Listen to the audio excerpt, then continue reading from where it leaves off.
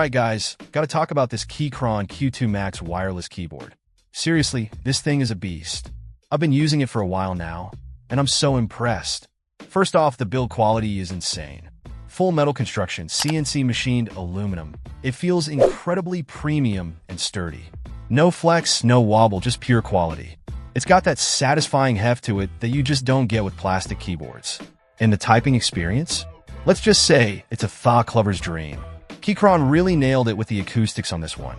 They packed it with different kinds of foam, IXB, PET, and latex to dampen any unwanted noise and give you that deep, thocky sound.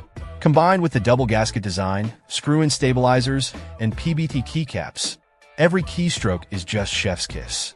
Seriously satisfying. Now let's talk features. This thing is packed. You've got your choice of wired, 2.4 GHz wireless, or Bluetooth 5.1.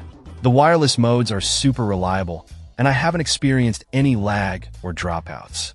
Plus, you can connect up to 3 devices via Bluetooth, which is super handy for switching between your computer, tablet, and phone. And when you're gaming or need that absolute lowest latency, the wired mode with its 1000 Hz polling rate is there for you. One of the coolest things about the Q2 Max is that it's fully customizable thanks to QMK and VIA support. You can remap keys, create macros, and basically make the keyboard do whatever you want.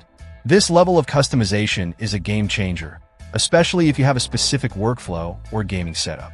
And speaking of customization, the RGB lighting is pretty sweet too. It's bright, vibrant, and fully programmable. Keychron also made sure this keyboard works seamlessly with both Mac and Windows. It comes with a system toggle and extra keycaps for both operating systems, so you can easily switch between them without any hassle.